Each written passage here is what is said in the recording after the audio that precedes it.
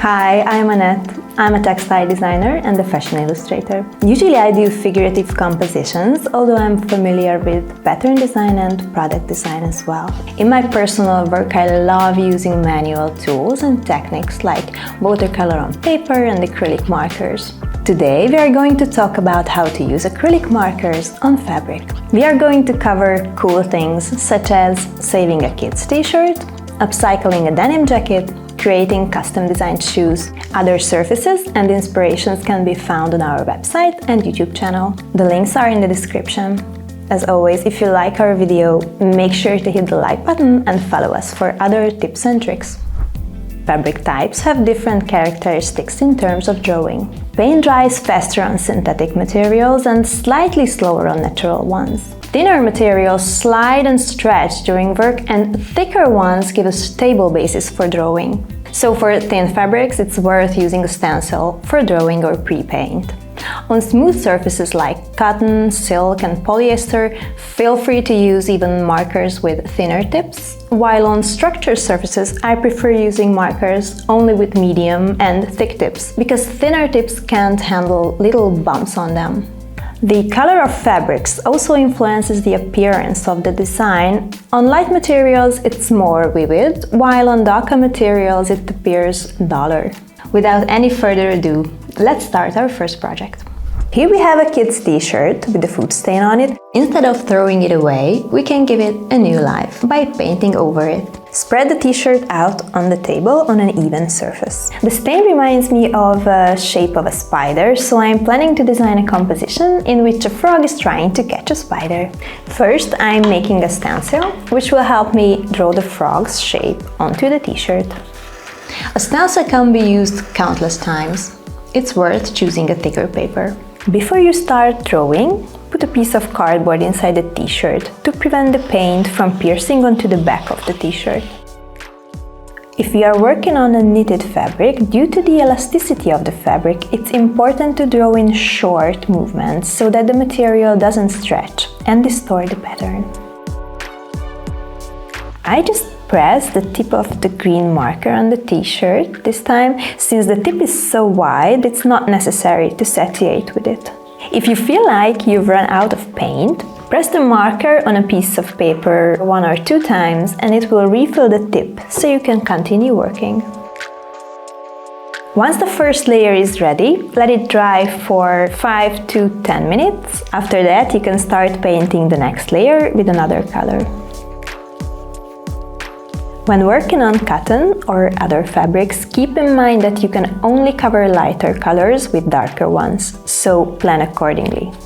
After the pattern is completely dry, iron the t-shirt over medium heat. Then the t-shirt becomes washable, the pattern remains permanently on it.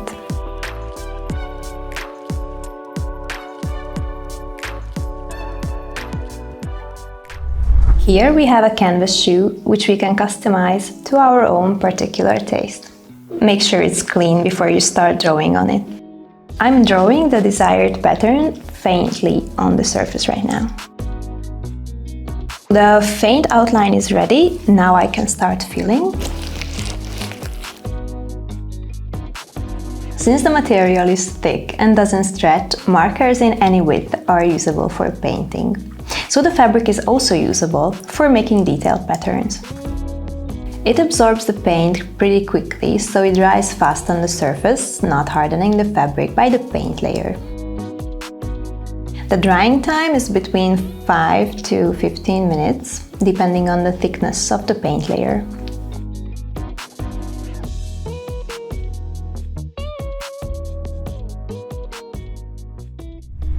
Here we have an old used denim jacket, which we can upcycle by creating patterns on it. Colors are most vivid on light materials. Black paint is best suited for blue denim. Needlepoint markers are the only type I don't recommend to use on denim because the fabric is too structured for it. One layer of paint doesn't cover the jacket properly, so wait until the first layer has dried.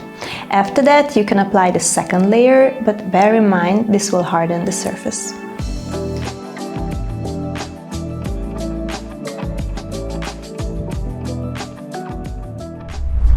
Here we have a plain colored cushion cover. We would like to paint a pattern on it, for example, a palm leaf. Linen is usually a fabric with a looser weave, which is why it slides during work. Not being elastic makes it easier to paint and draw on it. Markers from a width of 2 mm to 15 mm are suitable for working on linen.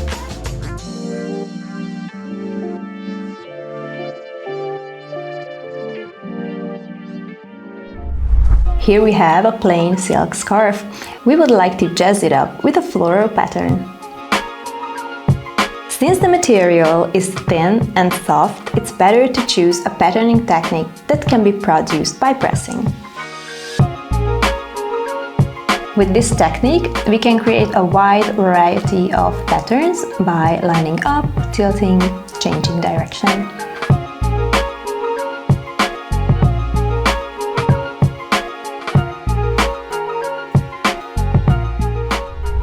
Here we have a light blue, windproof polyester jacket. We want to liven it up. The fabric is thin. In this case, it's recommended to use a shape along which the curves can be made.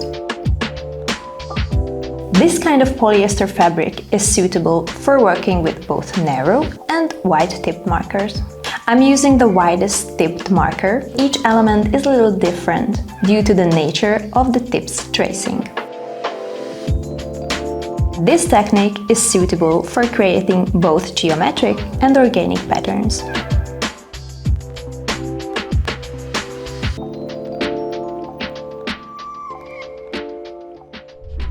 This is just the tip of the iceberg because there is an infinite amount of micro difference between fabric surfaces. Learn more by checking our website. If you like our video, make sure to hit the like button and follow us on YouTube and on our other social media channels.